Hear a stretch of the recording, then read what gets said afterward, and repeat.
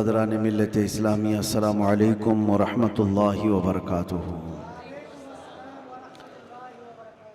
الحمدللہ الحنان المنان الذي خلق الانسان وعلمه البيان، والصلاة والسلام على رسوله سید الانس والجان وعلى آلہ واصحابہ ذوی الخیر والاحسان، اما بعد فاعوذ باللہ من الشیطان الرجیم، بسم اللہ الرحمن الرحیم۔ یسألونک عن الروح قل الروح من امر ربی، صدق اللہ مولانا العظیم۔ بارگاہ رسالت مآب صلی اللہ تعالی علیہ وسلم میں درود پاک کا ہدیہ پیش کریں۔ اللہم صلی علی سیدنا محمد معدن الجود والکرم وآلہ واصحابہ الکرام وابنہ الکریم وبارک وسلم صلاة دائمة سرمدا ابدا۔ اللہ عز و جل نے انسان کو پیدا کیا ہے تو جسم اور روح دو ایسی چیزوں کے ساتھ رکھا ہے کہ دونوں کا ایک دوسرے کے لیے ہونا لازم ہے۔ روح کے بغیر جسم کا بھی کوئی کام نہیں، اور روح ہے، جسم نہیں ہے تو اس روح کو بھی کوئی کام نہیں۔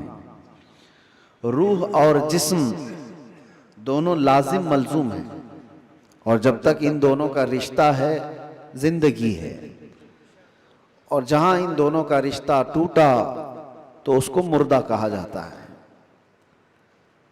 روح اور جسم کا تعلق ختم ہوتی ہی زندگی بدل جاتی ہے۔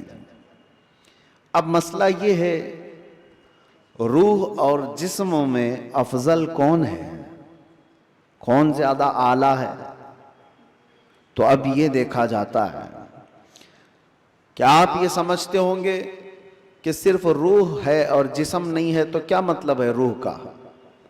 لیکن روح اور جسم کا جب کمپیریزن ہوگا تو روح اس میں بہت بلند و بالا ہے۔ اس کی وجہ یہ ہے کہ روح کے نکل جانے کے بعد جسم زیادہ دیر تک نہیں سلامت رہ سکتا۔ چند گھنٹے، چند دنوں کے بعد اس کے اندر سڑن پیدا ہوگی اور یہ سڑ گل جائے گا۔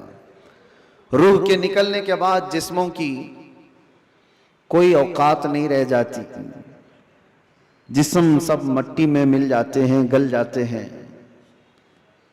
نبیوں کے اور شہیدوں کے جسموں کو چھوڑ کر بات کر رہا ہوں عام طور پر۔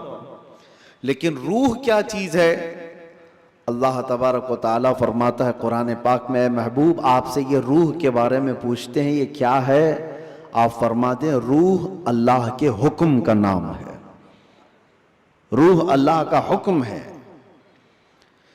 تو روح جس کے اندر موجود ہے اس کے ساری چیزیں ایکٹیو ہیں، سب چیزیں حرکت کر رہی ہیں، حتیٰ کہ آپ سننے کی جو طاقت رکھتے ہیں اس لیے کہ روح آپ کے جسم کے اندر ہے، اور میں بول رہا ہوں یہ طاقت ہے اس لیے کہ روح ابھی موجود ہے۔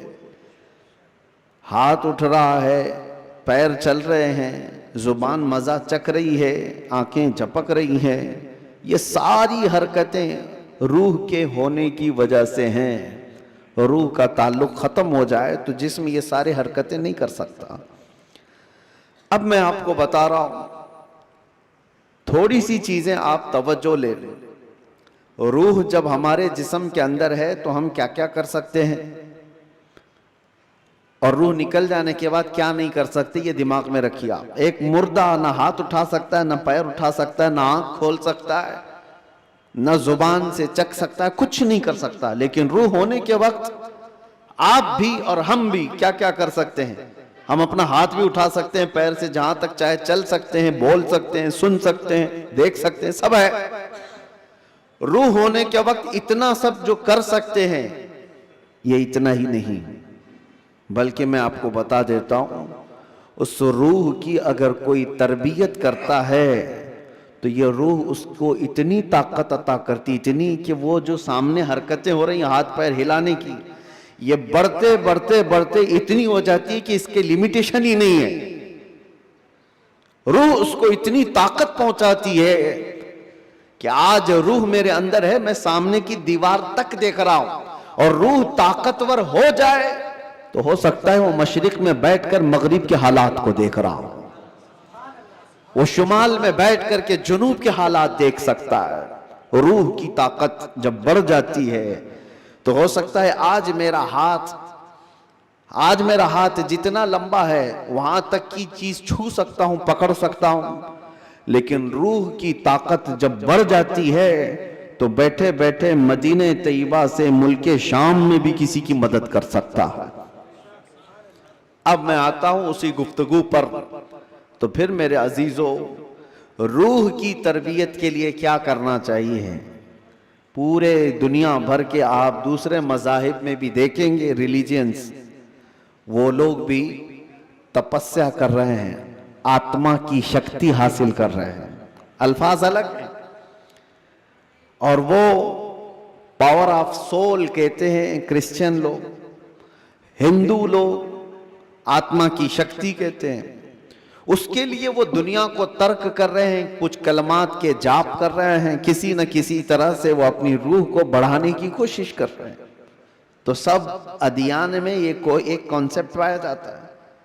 میں آپ کو بتاتا ہوں اصلی روح کی طاقت وہ ہے، روح نے اگر اپنے رب کو پہچان لیا تو یہ سب سے بڑی طاقتور ہے۔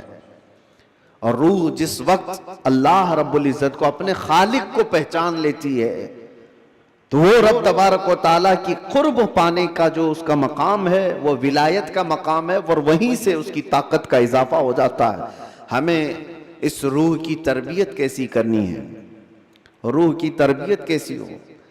دیکھیں، آپ کو ایک سمپل سی بات بتا رہا ہوں، جسم کو صبح ناشتہ نہ کرو، دوپہر کا کھانا نہ کھاؤ تو شام تک آپ ہلنے لگ جائیں گے، اور اگر 3 وقت کا کھانا چھوڑو تو کمزوری جسم پر اور چہرے پر ظاہر ہونے لگ جائے گی۔